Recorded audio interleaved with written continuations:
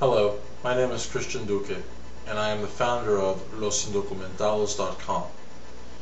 My website seeks to show the very growing concerns that I have and many other Hispanic Latinos have of a growing anti-immigration, anti-Hispanic Latino sentiment in this country, the United States.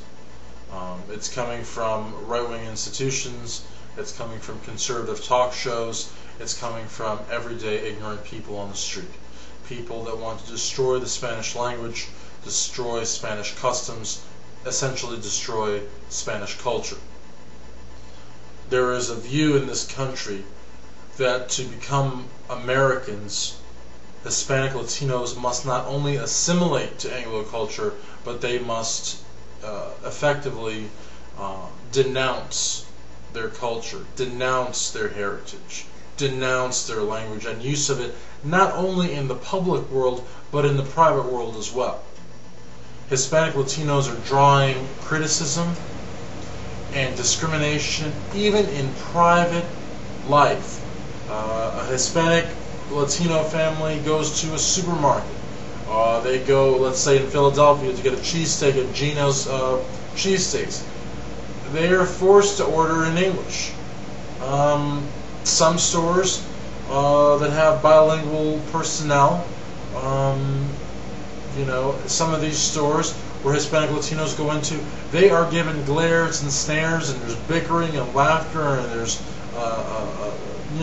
more rude behavior because of the language they speak. Now, we're not talking about the workplace, we're not talking about schools, we're not talking about receiving public goods or public services. We're talking about free time, leisure time. Hispanic Latinos are coming under more and more attack. Now, of course, this is veiled at anti-immigrant, anti-illegal alien sort of sentiment. But the same people that are attacking the illegal immigrants are also attacking the Hispanic Latino culture. And as the new largest minority group in the United States, we're not getting the respect that we deserve. Even if we were the smallest of the minority groups, we are still entitled to respect and due process. For the Hispanic Latino community to receive the respect that is given to the African American community, this will require two things. This will require A, militancy like the May 1st immigrant rallies, like the immigrant boycotts, like the work of the Brown Berets, like the work of Cesar Chavez. That is militancy. But it will also take solidarity. And solidarity comes in many forms, and it's just as important as militancy, if not even more difficult than militancy. And solidarity involves Mexican Americans, Latino Americans, Cuban Americans, Puerto Ricans, Dominican Americans. It involves various communities that may not see eye to eye on most issues. For instance, a lot of Mexican Americans in California are Democrats. A lot of Cuban Americans in Miami are Republicans. A lot of Cuban Americans in New Jersey are Democrats, and and so on and so forth. A lot of Latin Americans in Chicago are Republican, and there are vast communities across the United States. This is not just a Mexican American or Cuban American phenomenon. We have people from every single Latin American country in concentrations throughout the United States.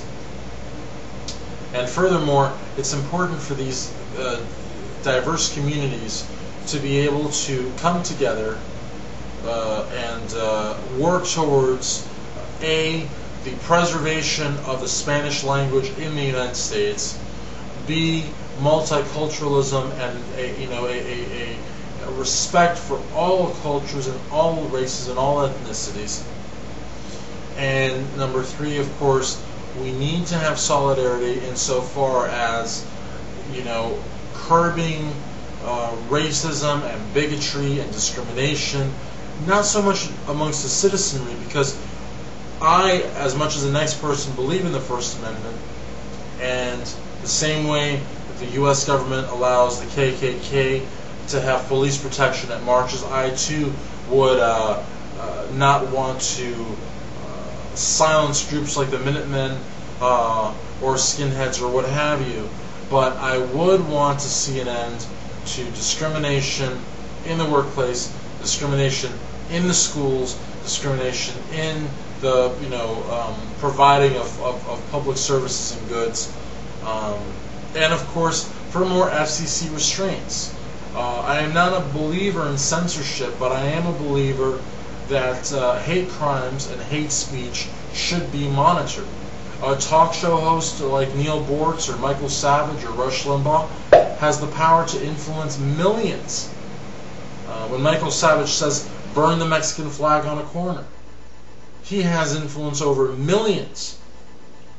When O'Reilly calls Mexicans wetbacks, he has influence over millions.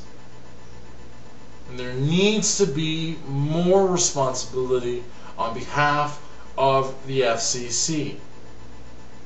Because a hate crime, in my opinion, is not only throwing a swastika on the side wall of a temple, it's not only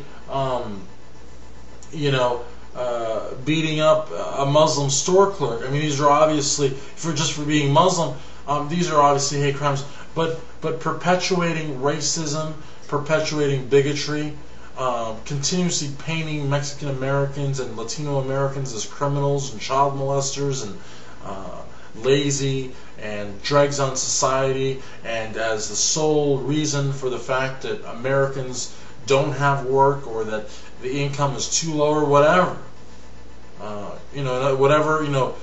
Raising hostility, raising Anglo hostility against Mexican Americans and Latino Americans and migrant workers. That's hate speech. That should be punishable under the eyes of the law. And but we cannot have a responsible government. We cannot guarantee rights not only for the Hispanic Latino community, but also for the migrant workers and the illegals that are here, because once they're in this country, they are also the responsibility of a responsible and militant Hispanic Latino community. They are the voiceless, and they are our people. And we have an obligation as a militant Hispanic Latino society to take them in and protect them and speak for them. So, in order to curb racism and bigotry in the government, in order to preserve our language and our heritage, and in order to curb some of these bigots on, the radio waves and on television, we need a militant community, and we need solidarity. And there are many sites that already offer that. And LosIndocumentados.com will serve to add our name to that struggle. But we need to fight. And the internet is a wonderful place to fight from. Email is very powerful. Networking is second to none. And it allows everybody from, Antonio in junior high to, mom and dad after work, to abuelita at 9 p.m. after she's finished doing all her chores at the house. It allows everybody, including people from other countries, to weigh in. The internet remains a very powerful activist tool, and LosIndocumentados.com strives to use this internet tool, tap into that potential, and continue to fight on behalf of the Hispanic Latino community, our language, our customs, and illegal immigrants and migrant workers that are under our protection. Thank you. Please visit us at LosIndocumentados.com.